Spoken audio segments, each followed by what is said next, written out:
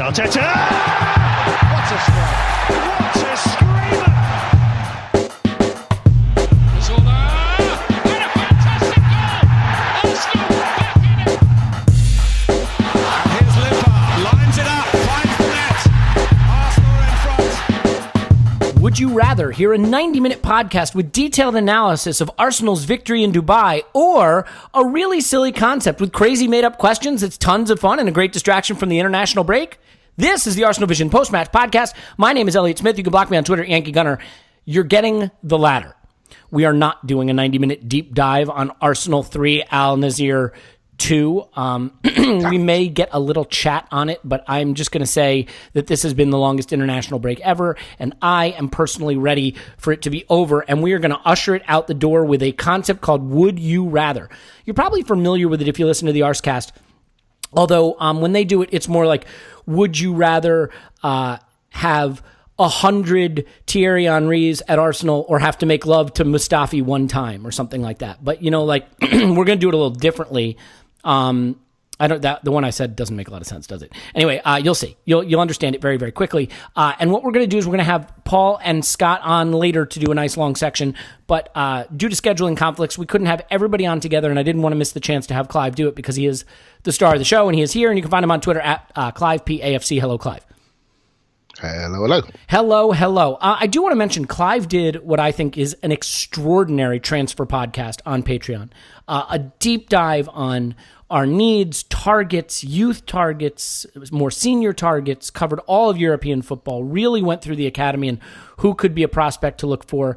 I was not expecting it to be very good, but he surprised me and really turned up the heat, and I thought it was excellent. So if you haven't signed up for Patreon and you're thinking about it, that would be a podcast to check out. If you don't want to sign up for Patreon, or it's not for you, or it's not in the budget, like, absolutely no problem. Totally understand.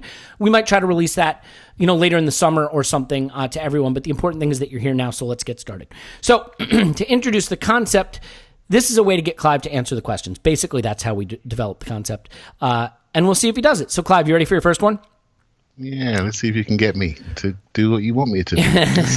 I've not had that much success with that in my personal life. Let's see if it works on the podcast. I'm going to start with the super, super generic one just to kick it off. Would you rather finish fourth but ahead of Spurs, or win the Europa League and finish fifth behind Spurs? Wow. That, I have to say, I would rather finish... I'm going to say win the Europa League. I'll tell you why. Because the outcome is the same. We reach the same competition. We have less money coming in because the cut will be about 10% of the Champions League money for UK teams. So we have less money coming in.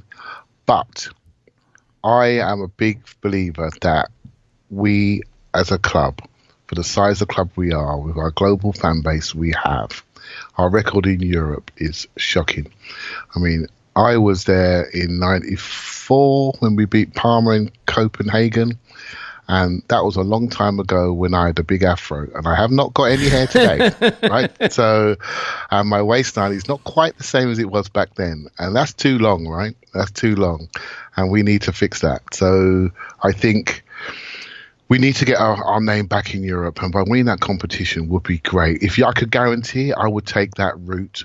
I think that would be a positive thing for the club going forward. Yeah, I mean, I think there's a tricky thing here, too, about finishing fourth. I mean, we always kind of hand wave it, but you do have to play a qualifier for the Champions League. And it is in August, and it is right at the start of the Premier League season, and it's super inconvenient in terms of getting your domestic season off to a normal start. You're right at the beginning of the season. You played one game, and now you're playing midweek football already. It's the highest stakes football possible. And while sometimes they're easy, I mean, I remember one against Udinese that was a nail biter that we scraped past. And so I think that could be a decider for me, just because I think not having to play a qualifier, combined with obviously the glory of lifting a European trophy and having a trophy at the end of the season, would be it. It is obviously super, super compelling to say that we could finish ahead of Spurs, but at some point, while schadenfreude and tribalism and rivalry is a big, big part of football, your own happiness has to be derived from what your team achieves. And I think finishing fifth would mean that we hadn't necessarily collapsed. I'm guessing, we would have finished ahead of Chelsea or United in that scenario. So we probably did okay, just missed out. And we won a European trophy. And so I would probably take that too. But for me, the tipping point is probably the European qualifier that goes with fourth, because that, to me, has the chance to really disrupt the subsequent season. Does that make sense to you? It makes a lot of sense. But, my reasons are purely because I would get massively drunk if you win that trophy. And I think it would be good for the club. I've suddenly realised that. Are you suggesting that you are not going to get massively drunk at any point, regardless of our footballing conquest? Well, sometimes, sometimes I forget sometimes. I mean, I shouldn't forget talking to someone like yourself, but how global the club is in its fan base, and that would have a really big effect to everybody around the world if we were to win something in Europe. So, looking at it with my globalization head on, I think that'd be real positive. I think the phrase you're looking for, my friend, is together in Baku. That's what this is all about. Okay, moving on. Let's get to fantasy time. Let me say that again, fantasy time. And no, that's not the enclosed commercial. That's coming up later. Would you rather, for the remainder of Arsenal's run-in this season, have a prime Santi Cazorla or a prime Alexis Sanchez? Oh, that's a tough one. Well, actually, it's not tough. I would go Alexis. And the reason why, I just think when he was top form, he was the best player in the league.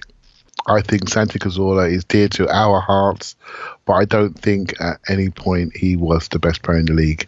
And I think what he did was something that was almost like a nuanced type player that we all loved, because we knew, he's someone you need to watch every week to really appreciate. I think with Alexis, his highlight reels were there for everyone to see, and he could play deep, he could play wide, he could play centre forward, he could play 10, and when he was at his best, everything he did screamed, "I'm the man, give it to me." And I just think his influence was greater, and in the end, goals count, right? Goals and assists really count, and his goal scoring record and assist record was excellent. So I would choose Alexis as my man. Yeah, I think you have to say whose place would they be taking, right? So Alexis would probably take Iwobi, and while we love Iwobi, can you imagine a front three of Alexis, Aubameyang, and Mkhitaryan, right? In terms of just output, dribbling, dynamism, goal scoring, or Aubameyang, Lacazette, and Alexis. I mean, you could do that. You could play Alexis as a 10 like he did for Chile sometimes in his prime.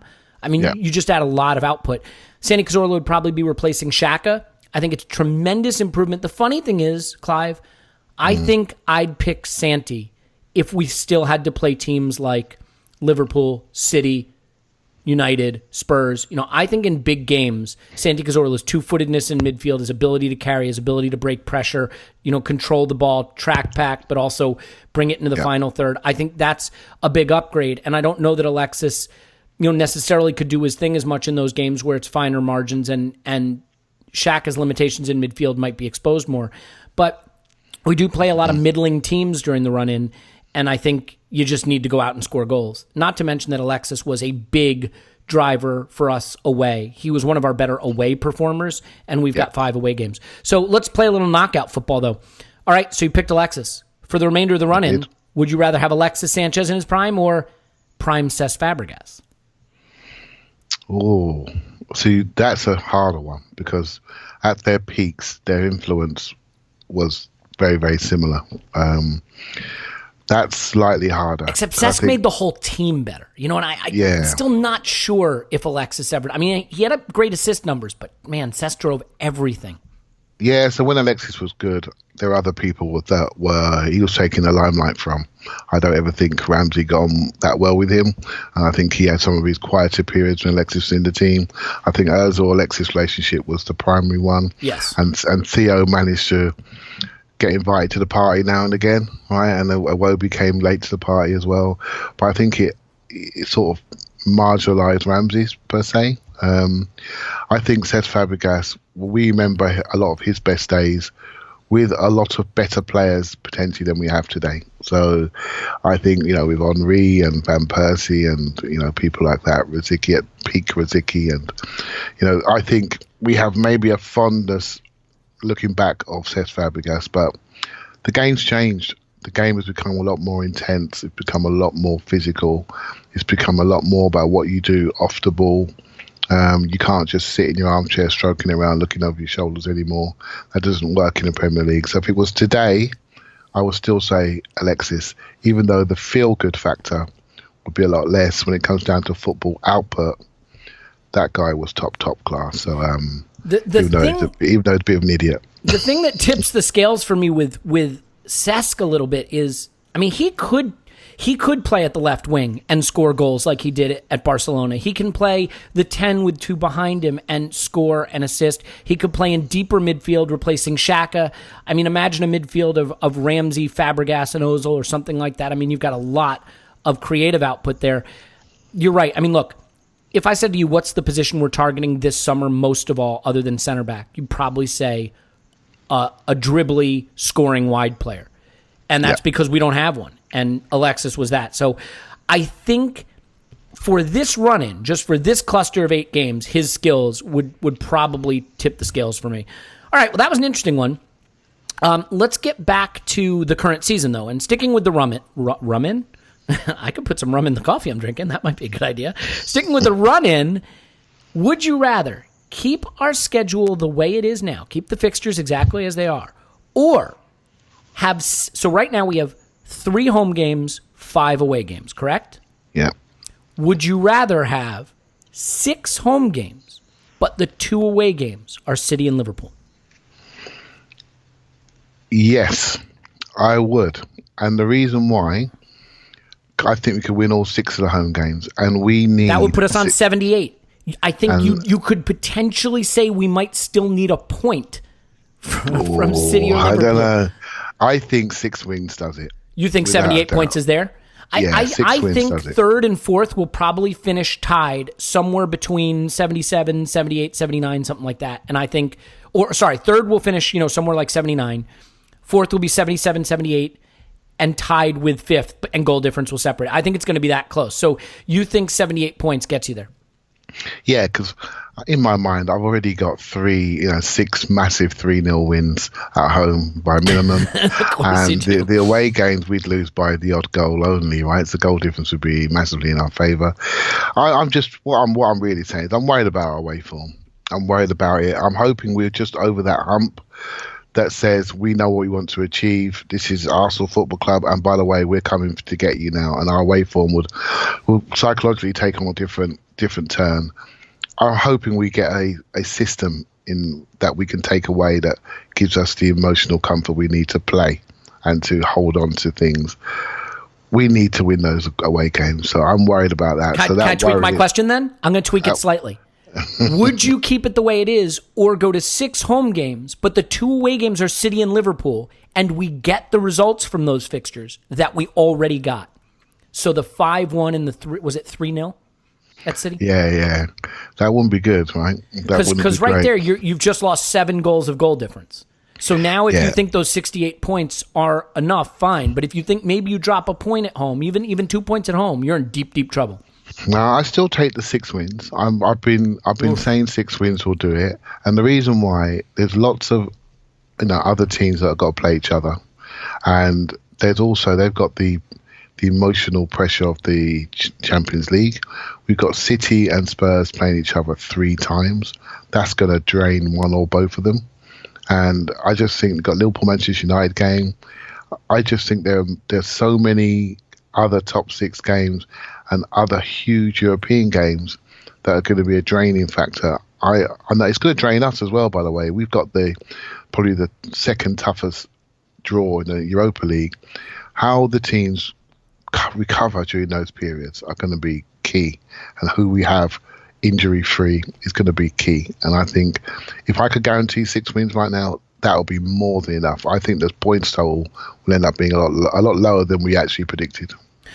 It's funny, right? In my original question, the way I originally asked it, I probably switch it to the 6 home games because I'd say, look, City and Liverpool are in a title race. They're going to be tense. They're going to be tight. There's a chance that maybe you get a point at one of those because they just freeze up a little, with the pressure of the run-in.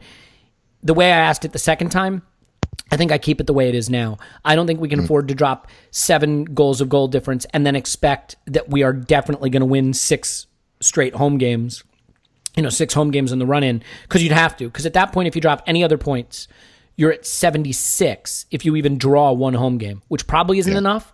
And even if it's enough to be tied, the -7 goal difference you get, I think, is no good. So I think in the original question, the way I asked it, I probably switch, but otherwise I keep it. The one thing that I think isn't being talked about enough, when you play teams like Everton away in April, Leicester away in April, Wolves and Watford away in April, these are good teams. But these are teams, Wolves and Watford have an FA Cup to contest.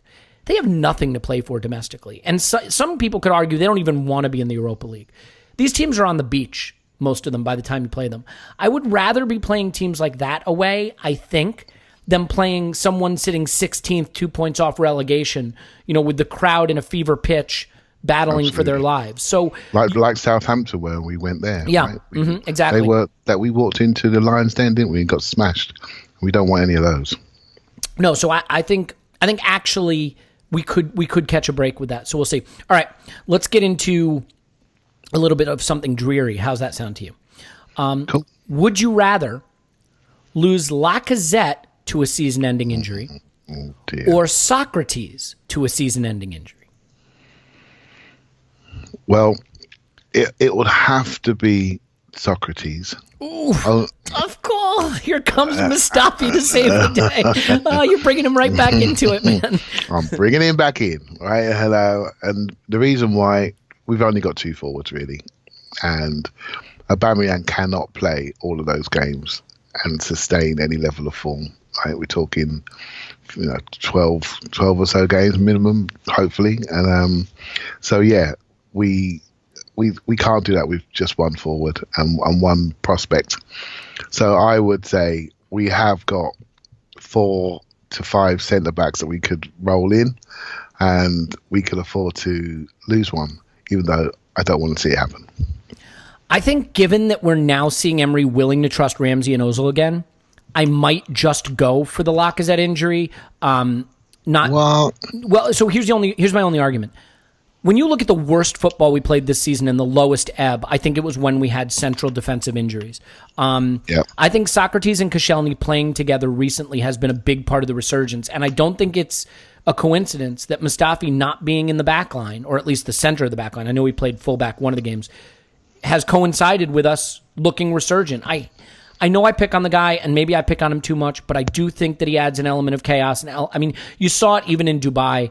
The way he dives in for that shot, look, it's a great shot at the end, and it hits in off the post, and there's no stopping it. But he doesn't dive in with a fake shot. He dives in with the guy's dribbling. Like, he hasn't even shot yet. I just think keeping him out of the lineup adds a measure of security. Now, having said that, you're right. It's a lot for Aubameyang to do.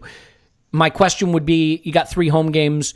Could you nurse Aubameyang through them? Could you take a risk and bench him for 2 of them? Could you play Ozil and Ramsey and Mkhitaryan and find some faith in Nketiah and hope that you can get by Newcastle at home or something? I just don't know that I can bring Mustafi back into it and not worry that he won't torpedo our chances.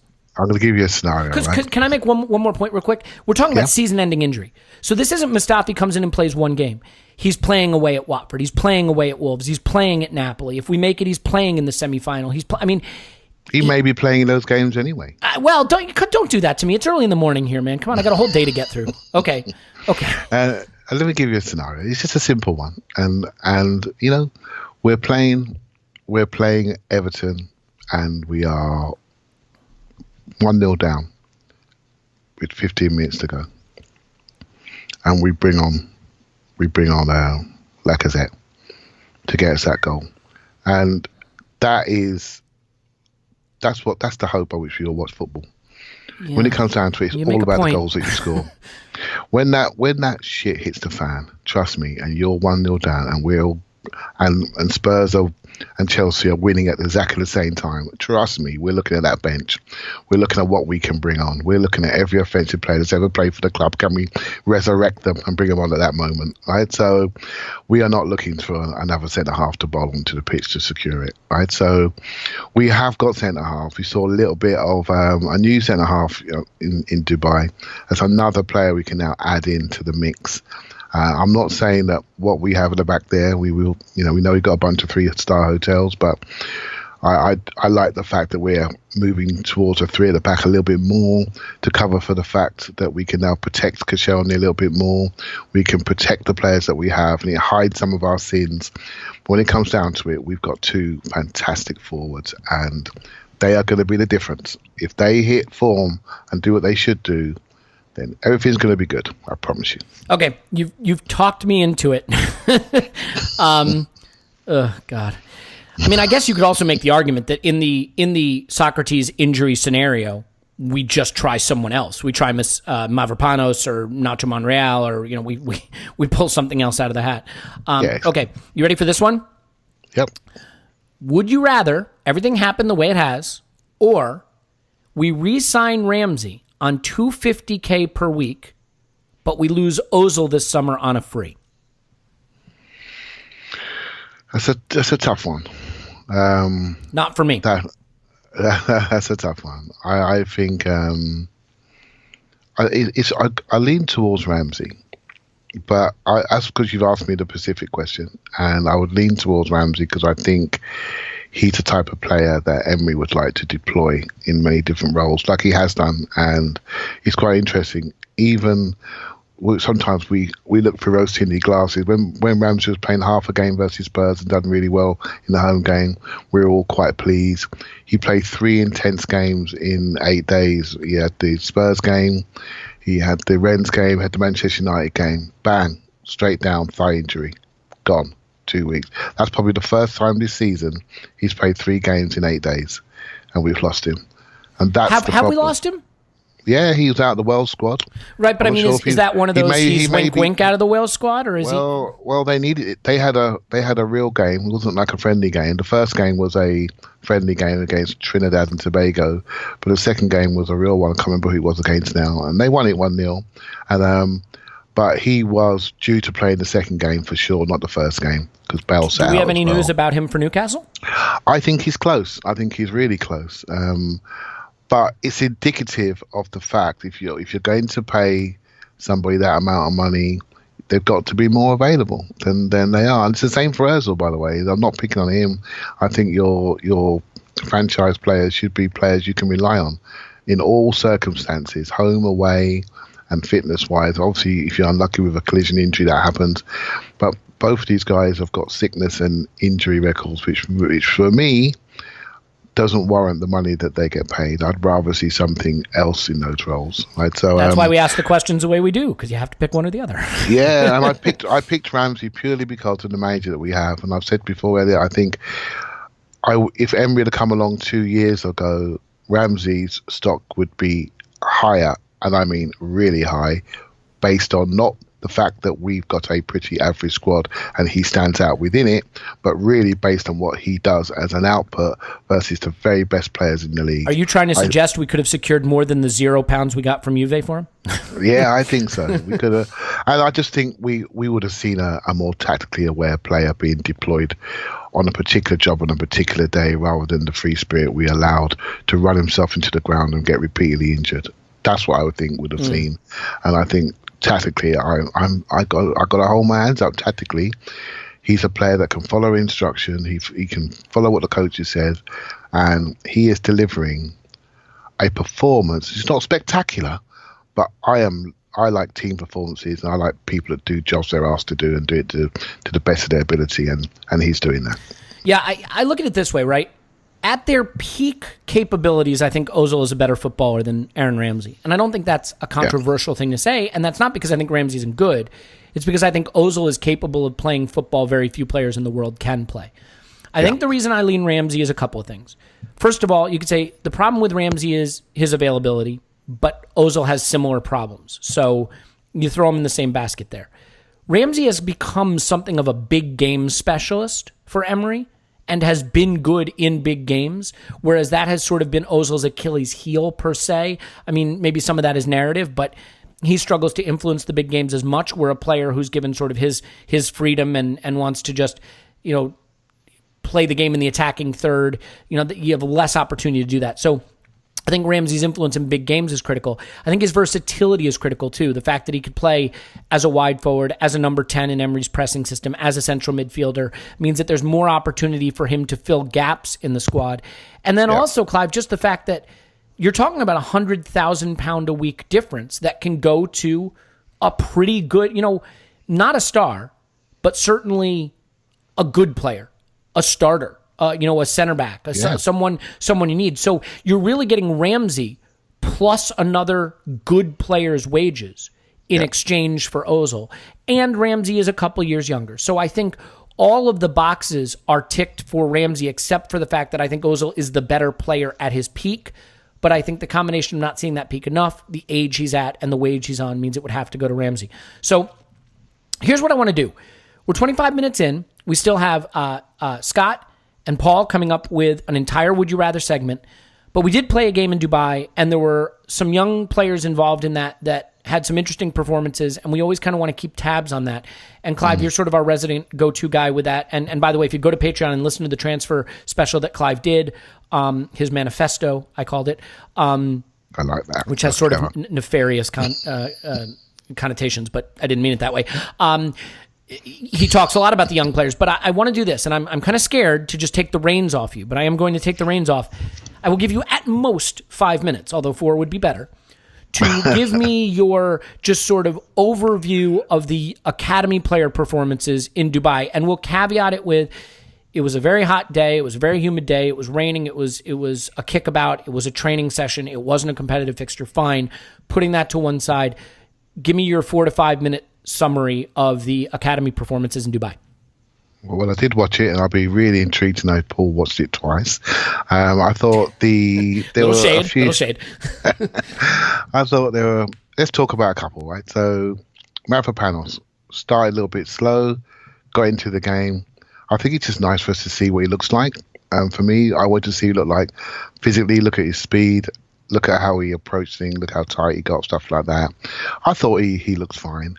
He's a player that just needs to play. He's barely played all season. So at best, I think he's going to be a bench player for us and potentially a substitute to cover an injury. But he'll be one to watch next year to see what we do with him, whether we really bring him into the squad or we say to him, we want to get more experience to go out on loan. The one I really was intrigued to see was Xavier Amici. I think he's got real potential. I think he's really quick. He's got the physicality right now. He's got a unique skill set of having a left footer happy on either side. He knows what he's doing when he's on the right. He's very clear-minded and he drives inside to either shoot or play little 1-2s or cross from an angle. I've seen him play on the left. He's very direct. Against kids, he can just storm straight past them.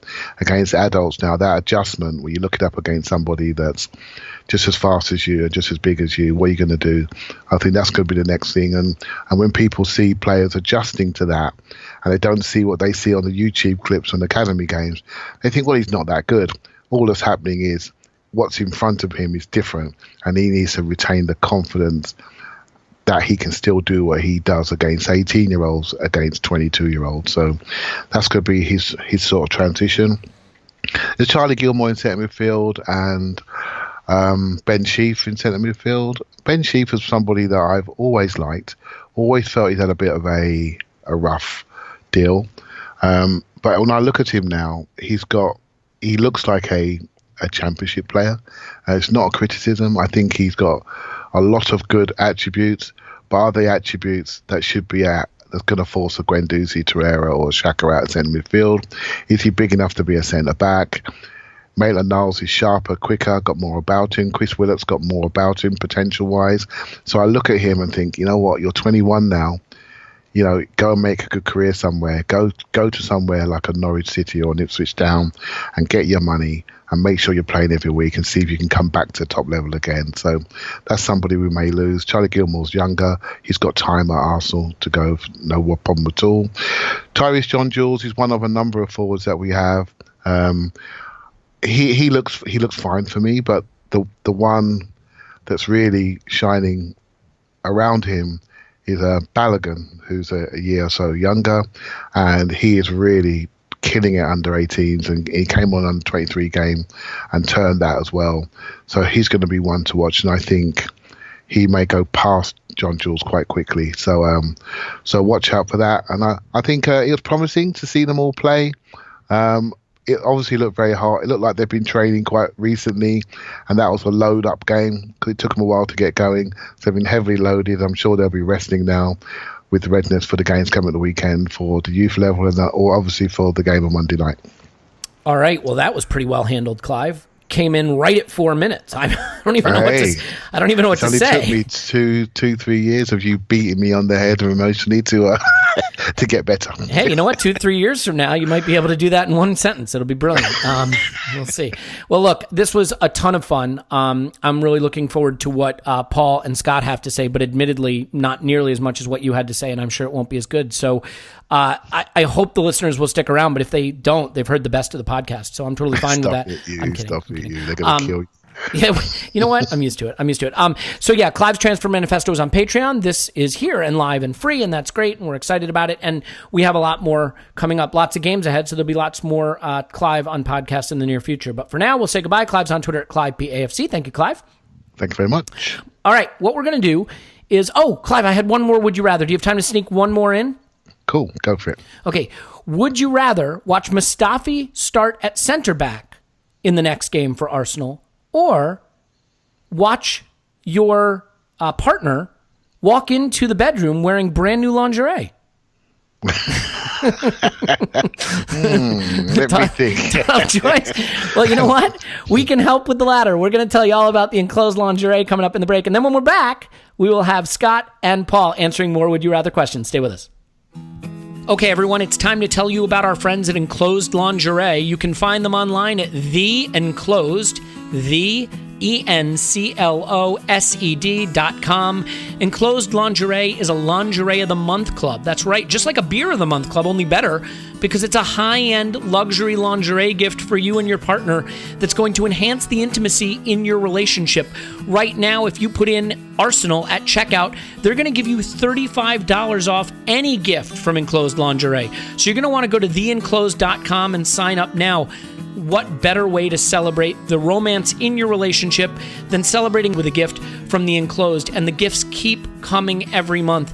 So while it can be difficult to remember to keep the romance, to keep the intimacy in your relationship, The Enclosed has your back. Every month you're going to get that high-end luxury lingerie gift, and it's going to remind you of the importance of romance in your relationship. So do it now. Go to theenclosed.com. There is a perfect fit guarantee, so you never have to worry about the fit. It's beautiful high-end luxury lingerie. Just go to theenclosed.com and enter promo code ARSENAL for $35 off at checkout. Do it now. Okay, we're back. So now I have to ask you, would you rather hear from the statsy guy give you his opinion without any statistics, or hear from the sweary guy give you his opinion, probably with plenty of swearing still involved? Yeah, I know. It's an easy choice, but you're getting both. Scott's here. You can find him on Twitter at O_that_crab. Hello, Scott. Yeah! And Paul's here. You can find him on Twitter at Pause in My Pants. Hello, Pause. Feckin' wankers. Yeah, there you go. We're off to a flying start. Okay, no data today from Scott. We're just going to get his opinion. I'm sure he'll let data sneak into it somehow, a boring motherfucker, but we'll see what happens. So we're going to continue with the Would You Rather questions. I might hit you guys with a couple of the ones that I gave Clive, because I'd be curious to see if you diverge from him at all. But I will start with you, Paul. And so we have 8 games remaining in the league. We'll just keep this pertaining to the league for now. Would you rather Mesut Ozil starts all 8 times and Aaron Ramsey does not appear, or Aaron Ramsey starts all 8 times and Mesut Ozil does not appear? Aaron Ramsey all 8 times. I think there's if he shows in 5 or 6 out of 8 games above the average, that would be a big contribution. With Mesut, especially given 5 of the games are away from home, that's an easy one for me. I'd love it to turn out differently, but there's a very good chance that he will still struggle to impose himself on the game. And although you can make an argument for both their skill sets to break down entrenched defenses, I think I would take the proactivity and his ability to impress himself on a game over Ozil's. Yeah, I think I agree with you, probably because of the road thing. Let me ask you this, Paul. If it was 8 home games, would that change your opinion? Mm-hmm. That might it'd then be kind of 50-50 on that one. That would tilt it to the really tough choice. I'd probably still the secondary factor for me would be if Mesut Ozil managed to integrate himself into the team for the last 8 games and turn things around with us. It would be something we could take forward into the summer and maybe next year, and maybe help the manager make his decision on things versus Ramsey's off. So I guess I'd go with Ozil on that premise. Yeah. I mean, so you've talked yourself the other way around, but I think given the importance of finishing top 4 and given the 5 away games, I tend to agree with you. And then the interesting thing is what it lets you do is finagle your way into saying, well, then I can have a fresh Mesut Ozil for Europa League where I think he can maybe be more impactful. But, I that may be wrong. I don't know. I guess it sort of depends. So, Scott, over to you. Same question? Do you want to just... Why don't you just give me your sort of quick 2 cents on that? Do you agree broadly? I guess, I kind of disagree. I think I might go all right. Well, then fire Ozil. away. Yeah. Why? Jesus Christ. It's a reason we keep you off the section with Paul. And the reasoning behind that is if I'm assuming that the reason that they're playing is because they're playing well, or is this just you have to make a choice? No, I think you just make a choice. Look, don't edit my flawlessly delivered question. They are playing the way they're playing now. All things are true as of now. You can only pick one in the next 8 games. I'm picking Ozil. I think he fits well in with the way that Arsenal have been kind of lining up either in the the 4-2-3-1 or the 3-4-3. I think he's been in that good kind of section. He's finally starting to get an idea of what Emery wants. Emery's figuring out how to use him. I think that on his day he is Arsenal's best player. And I think that that's something that, you don't want to purposefully leave out if you don't have to. So that's where I go with. Answer the question. Then I love Ramsey, but, we're talking about a guy that's going to be here for another, 3 seasons after this. So that's the guy that I want to play. I demand you reconcile that with Ozil's away form over his Arsenal career. I don't think it's as bad as people say. Okay, fair enough. I don't have the data to back it up. I don't want you to give the data to back it up because then I have to question my assumptions, and I hate to have to do that. But you're probably right. Okay, let's give you one here, Scott.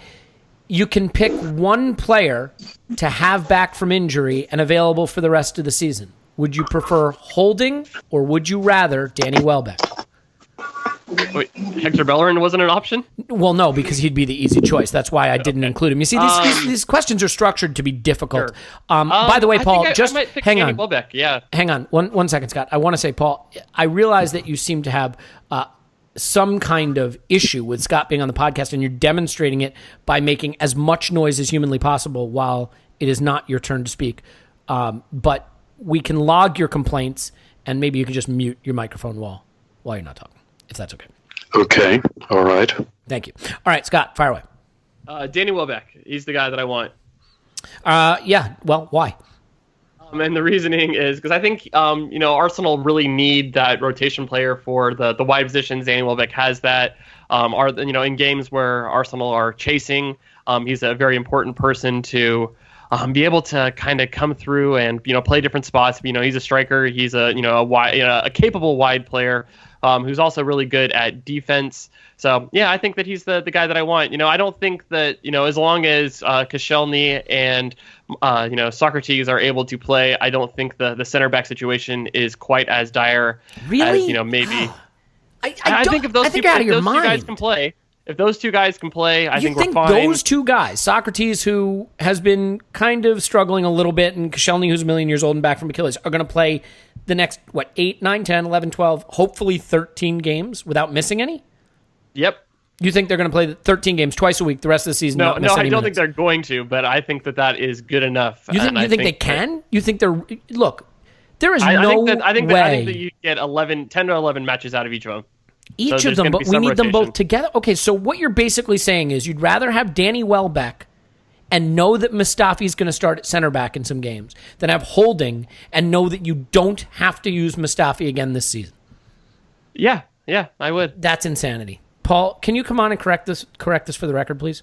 So I tend to agree with you, Elliot, in terms of selection of player, as long as the manager went along and played him. If we got Holding back and he was actually starting instead of, say, Mustafi, which by general consensus is our biggest concern defensively, then that's easy. But I'm not fully convinced Mustafi wouldn't still start a bunch of games along the way. Say we had an injury or we're playing three at the back. He's going to tend to play that right-sided centre back, I think. Can I stop you just for a second, though? I mean, if Holding's there and there's an injury, then we probably don't need Mustafi, right? Yeah, but kind of a little bit of Scott logic there. Just because we have him, just because you and I would start him. So if the question is who would we start if we had him back and it was down to you and me and Scott, we'd start Holding. But the manager will probably still pick Mustafi at the moment, is my guess. Do you think so? Doesn't it feel like he's started to move away from him a bit, or am I just reading too much into the situation? I think you might be reading too much into it. It's hard to tell. We don't have a recent sample size. Don't we have a back three game? Am I misremembering? Wasn't there a back three game where we started with the back three and Mustafi wasn't one of them? It was Nacho Socrates, Koscielny, Maitland-Niles, and Kolasinac, and no Mustafi. I'm not imagining that, am I? I want to say the United. I want to say the United game. I'd have to check that. I will look that up, but you can continue to make your argument because I'm pretty convinced we have. So if we're just going by who's back and who do we think the manager would play, then I'm with you. The defense is our biggest exposure at the moment, and having options there will be what I take. I think I love Danny, but I think we can get by without him attacking wise, especially now that Ramsey's integrated and give us some runs behind. It's a good question, though. It's close.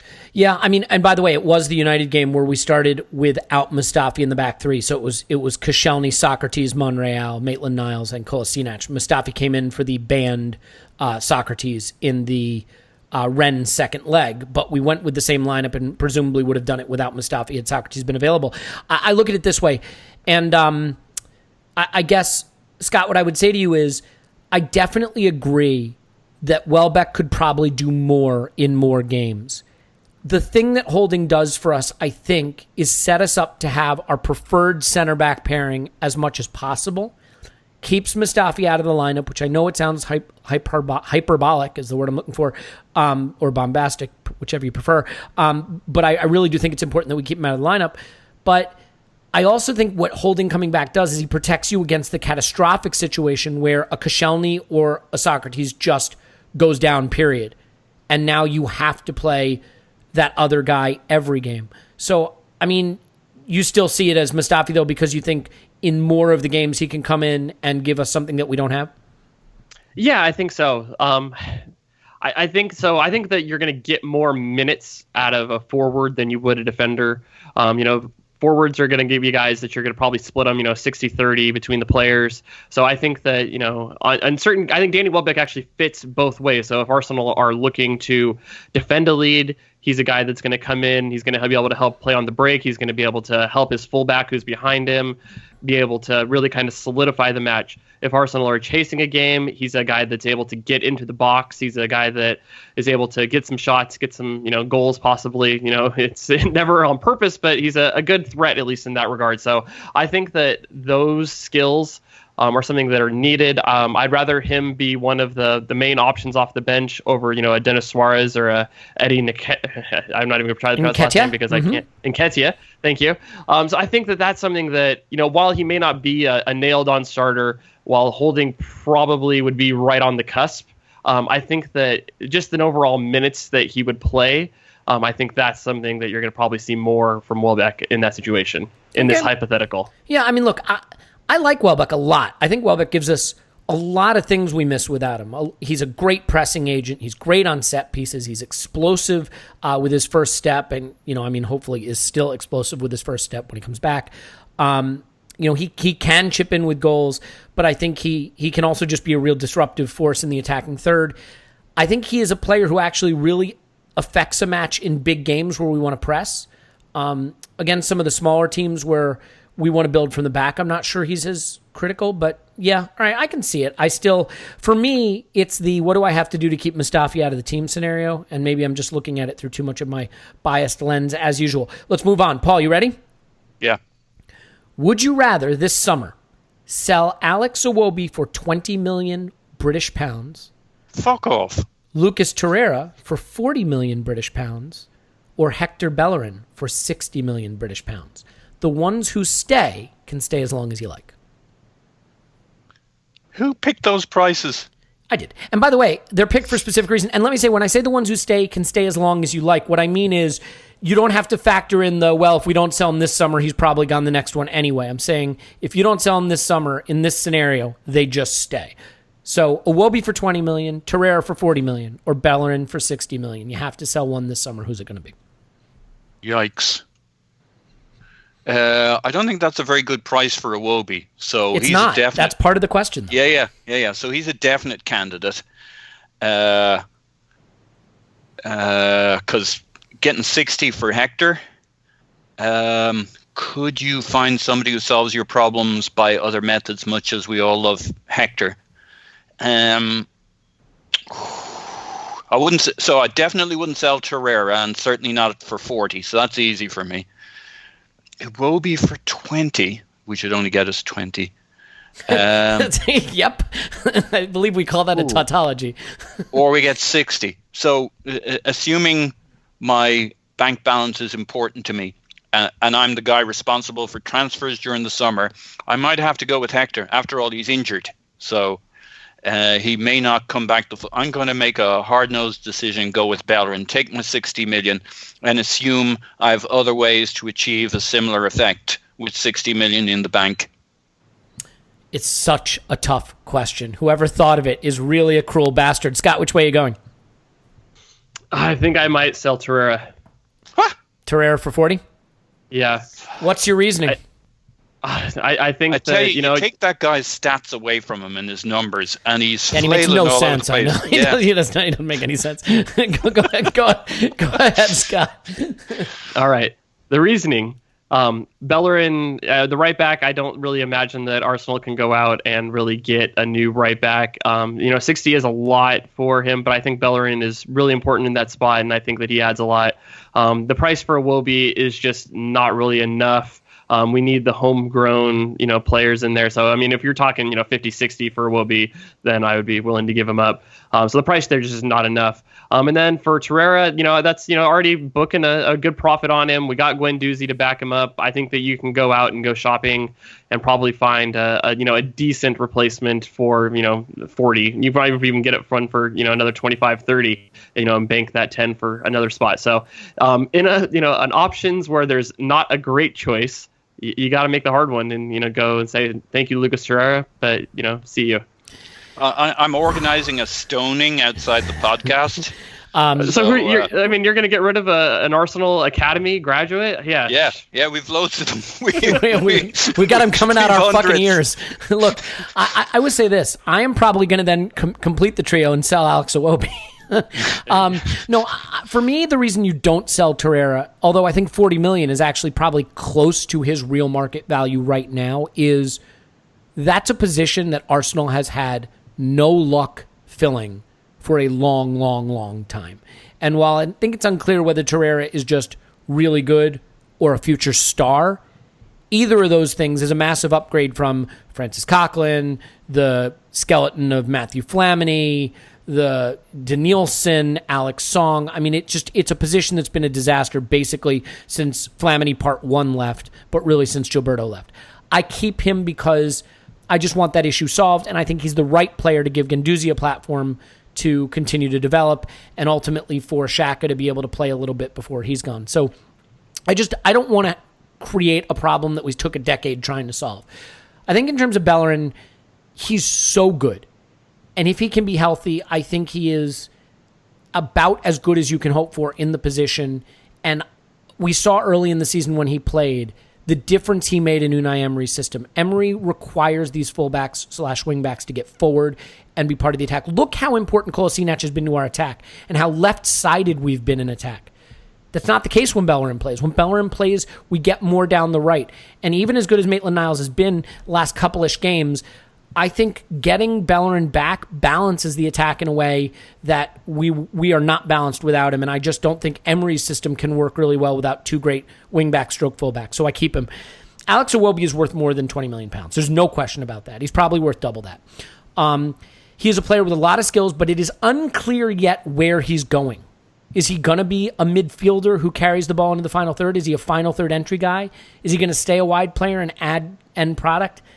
I certainly don't necessarily see that. Maybe some assists, but certainly not goals. I think he's been so strong and so impressive this season. He's our breakout player this season, I think, in a lot of ways.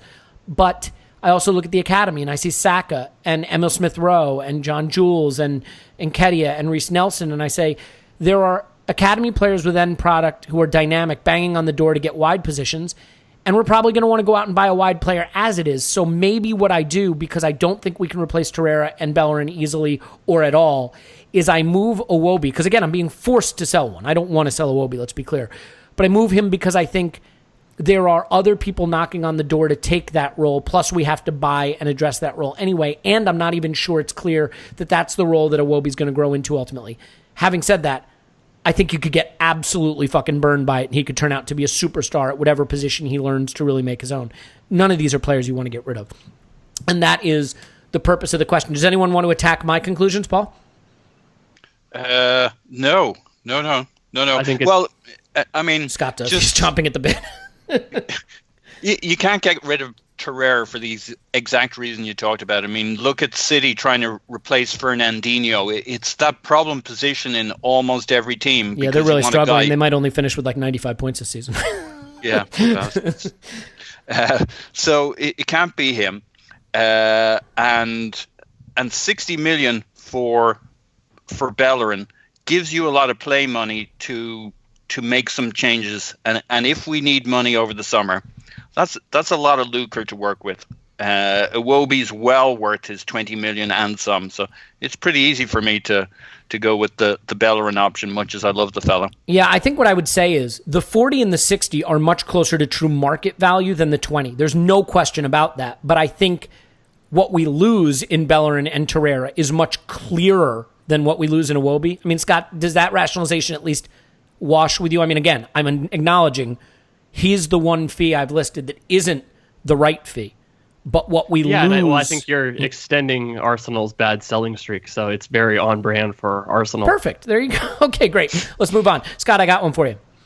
Would you rather sign 2 defenders from Manchester City this summer of your choosing or 2 attackers from Liverpool? Ooh, this is a good one. So the defenders, let's see, I'm trying to think of, so would you take the Laporte and and I want to emphasize Stones? something. And the team doesn't get to replace them. Okay. Oh, man. I might, I think, you know what? I think I would actually take the 2 Liverpool attackers. Would it be I would take both wide players, Sadio Mane and Salah? Salah. Yeah. Because I think, you add those to then one of Arsenal's strikers, and then you could, obviously then one of Arsenal's strikers would become expendable. And then, you could use that, fee that you get for selling whoever that is to, strengthen defense. So I think that's probably, that would be amazing. And that would absolutely kill Liverpool. And, everybody hates Liverpool. It definitely, the upside of doing that is I think you turn Liverpool back into a struggler for top 4 at best. I don't know if you make us good enough to win the league, though. I mean, Paul, what's your take? Yeah, like if I argue the City side of things, I don't think you really nobble them if you take Stones and Laporte. It would definitely... Can you define nobble? Screw them up. Okay, cool. Cobble them. The one thing it would do for us is it would nail our game for playing out from the back with those guys. And if that's going to be a fundamental building block, we would have the players to do it. And building on that kind of base, I think that's why you'd go that way, but I'd still lean towards getting Salah and Mane. Man, that would really give us some attacking power next year. We got a couple of attackers already, so there's always that side of things. Do we get to sell a couple of players? Because that brings in a whole bunch of cash. We can do whatever business we need to. I mean, look, I buy it, Paul. The only thing I would say is, like, imagine this Arsenal allowing half the goals it has this season, because the attack hasn't been bad. I mean, it hasn't been Liverpool and City level, but it's not far from that, especially at home. The defense you see what is our shocking. Arsenal defense can do to John Stones and Laporte, though. Yeah, I mean, that would be my concern. But you know what, guys? Like, we joke, and I certainly joke more than most, and the reason I do it is because I don't have any legitimate points to make. But, like, I think when you look at the defense, when we've had Socrates and Koscielny, who are not exactly the second coming of Cannavaro, and who's the other guy who was good? Don't know. Maldini. There you go. Sure. Any good? Yeah. Or I could have just gone with like Campbell and Adams, or anything like that. But he's not the second coming. These aren't the second coming of those. And even when we have them, we look competent defensively, right? I think adding 2 quality central defenders, and then maybe you keep a Socrates and you let Koscielny go and you move on Mustafi and you keep Holding. Now you have 4 central defenders who are competent, 2 who are really good. You've got a really good fullback in Bellerin, and you got Kolasinac, who you do what you have to with. Maybe you keep Nacho on to be a backup. You have attackers who can score. You go out, you buy 1 scoring wide player, and you may be a title contending team because your defense gets much better, and the attack doesn't need to get much better. If you make the attack much better, and I'm not sure how much better you can make it, but you can make it better with those 2. No doubt you could. Can you improve the defense enough in the market to make the difference? That's a tough call. But I think the tipping point for this question has to be the way you nobble Liverpool, right? Yeah. Yeah. I do have another wrinkle here to think about here. Ooh, I like wrinkles. What if we don't think about 2 center backs? I don't want that to be taken the wrong way. Yeah. What if it's not 2 center backs from City? What if it's Laporte and Mendy, and you get that left back? Because that's something that's a good point. I said a defender. long-term issue. Yeah. Mendy's nuts. When he's healthy. He also never plays. He is arguably the best left back in the Premier League. Yeah, when he's healthy, he's still nuts, though. No, that doesn't change. He's an awesome guy on social media. But does Mendy solve our Kolasinac problem? Like, is he defensively good enough? I think he's better, than Kolasinac as a defender. Okay. Yeah, well, I'll put it this way. I mean, I think... here's the hard part, too. We're all idiots. Let's admit it. We want to watch players who score goals, and having Mane and Salah would be a ton of fun. So it's just really hard. All right. Then we could sell Iwobi for $20 million, and I wouldn't be worried. Good. See? It's all coming together now. That's called synergy. Paul, you ready? Yeah. Would you rather win next season's Europa League or get knocked out of the Champions League at the quarterfinal? Next year, Yep. 2019-20, would I rather win the Europa League next year? Or get knocked out of the Champions League at the quarterfinal? What am I doing in the Europa League next year? I mean, playing in it?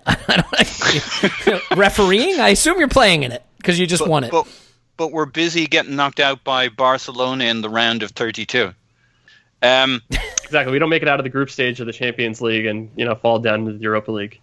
Yeah, that's not us, but I guess it could. All right, so it's Europa League or what?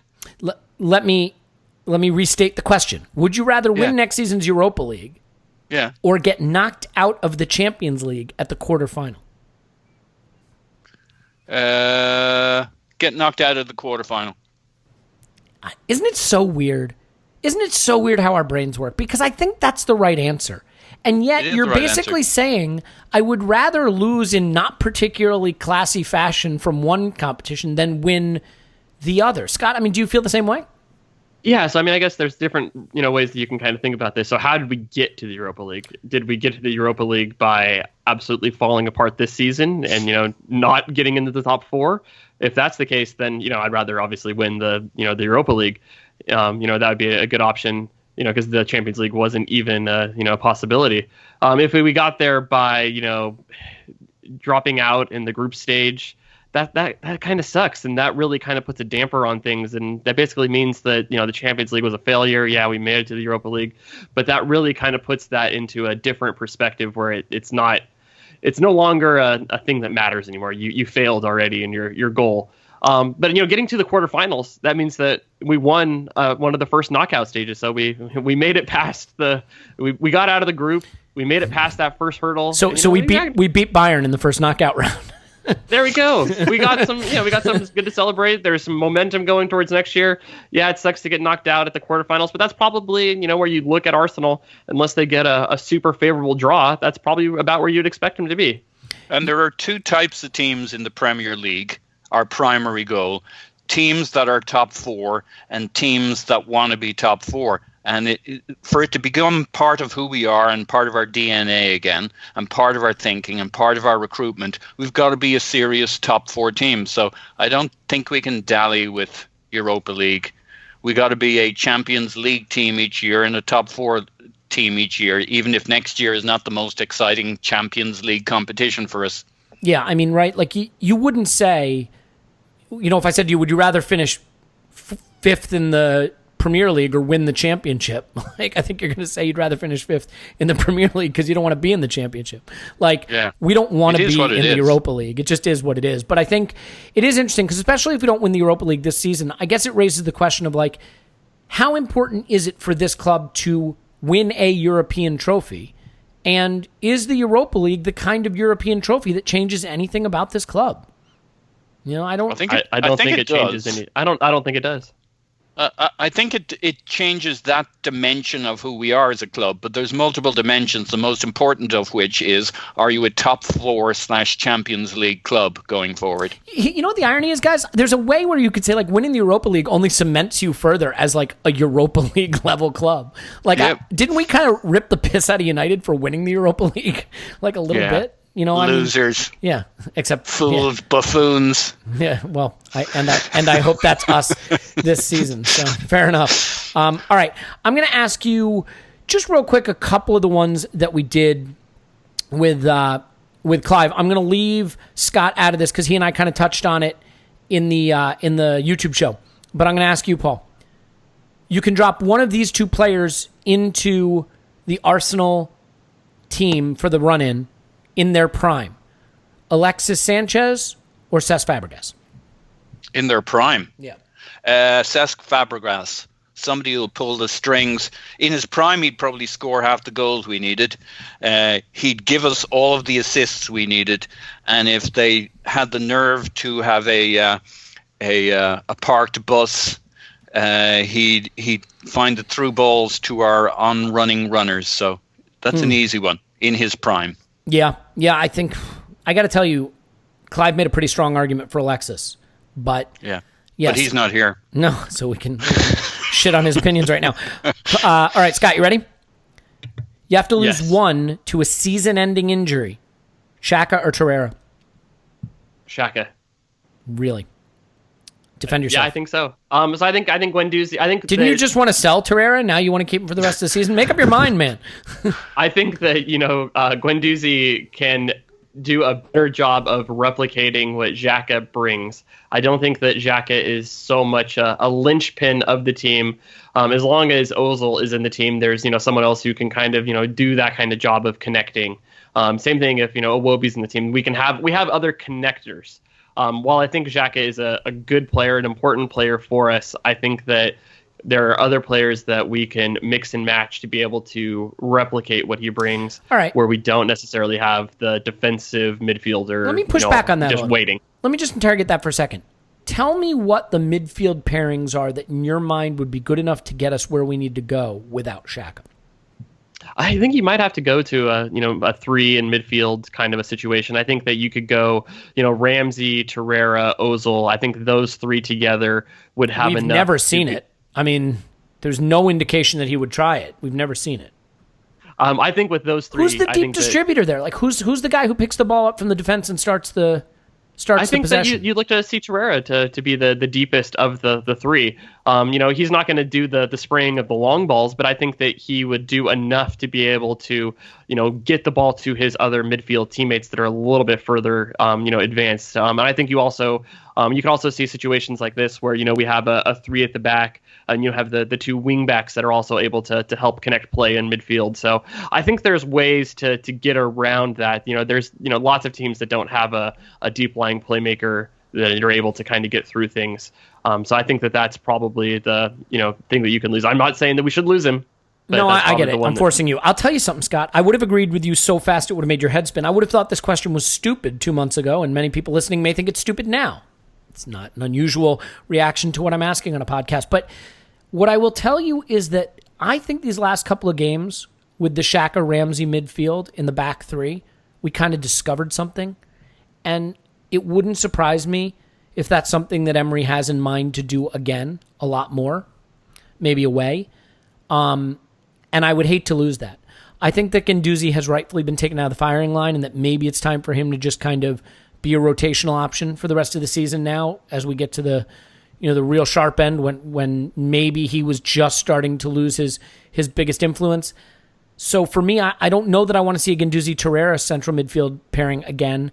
I think the Xhaka Ramsey one is important, and I think if he doesn't want to go Xhaka Ramsey, to your point, he can go with a three with like a Xhaka Ramsey and Guendouzi and have a little more control that way. I don't know. I mean, look, this would have been a very easy question for me just a little while ago. I would have said, yeah, Xhaka, goodbye. Toreirra is much more important. And I think going forward long-term, Toreirra is the much more important player, and Xhaka has a lot of weaknesses. But for right now, in the moment, especially seeing what the Ramsey-Xhaka midfield did in the last couple of games, I'd be loath to see it go away.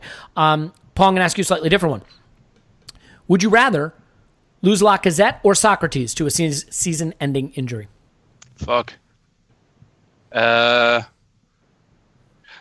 wish I hadn't spent so much time finally balancing these questions. They are by definition finely balanced. And I'm with you on the Xhaka thing as well. I think we look pretty stale without him around to progress the ball the times we haven't had him. But I would...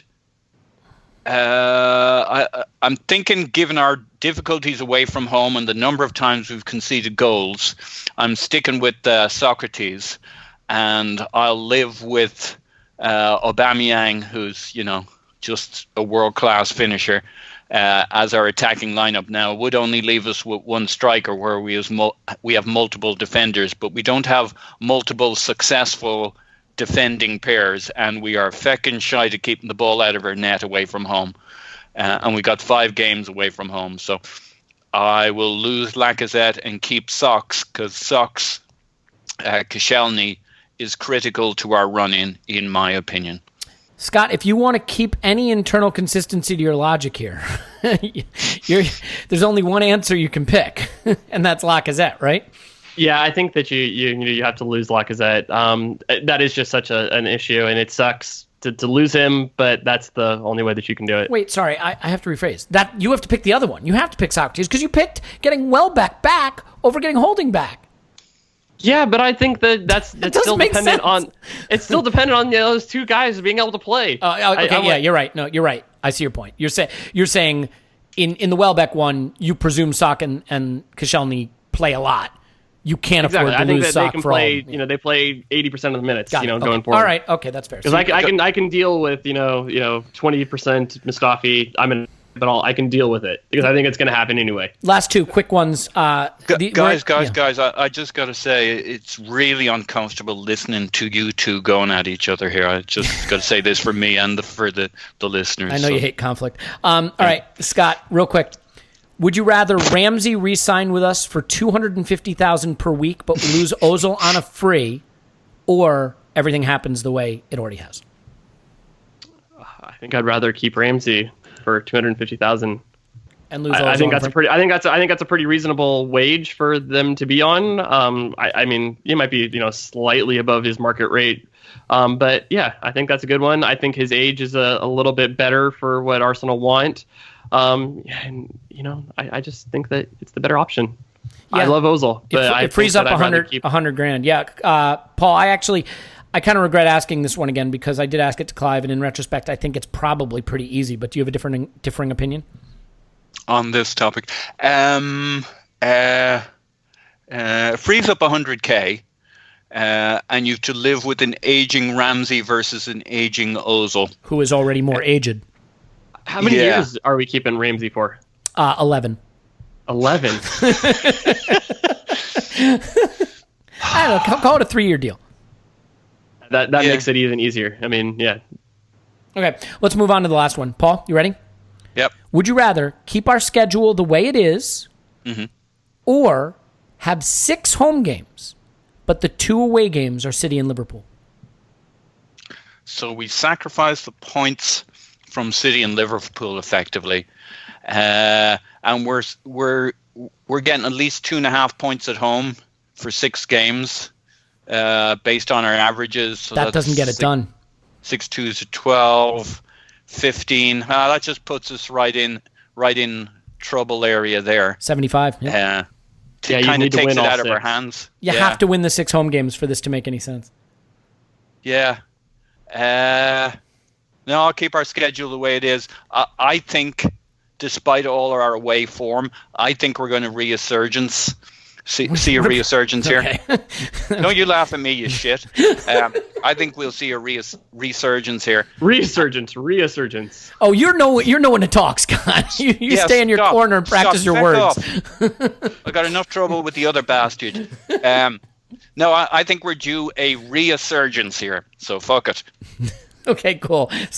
Scott, do you see a resurgence in our future? Fuck off. No, all right. Would you keep the schedule the way it is, or would you go with the 6 and 2? The 6 home games I and 2 think to I'd City and keep Liverpool. the schedule the way it is. I think it's just you're asking a lot because you probably need at least 1 point from those matches. And you don't both think of those in a title run-in that they might just be the slight, and with Champions League still for both of them, that you might be able to get something in one or both of those games out of them? I mean, especially Liverpool freezing up, trying to chase City and all the pressure on them. I mean, but then you're also thinking just how bad Arsenal are away. Like, do you really trust them to go get a minimum of a point at one of those places away? Especially because there's, and then it puts a lot of pressure for Arsenal to be able to perform at home, which I think they could do it. I definitely think that probably the expected points would probably come out with take the home games because Arsenal is so much better at home. But I feel like that Emery has gotten a better idea of how to attack these smaller clubs away. He's gotten a little bit more aggressive, a little bit less on the conservative approach, leaning into Arsenal's strength. So I'm going to go with Emery kind of figuring things out and stick with the schedule that we have.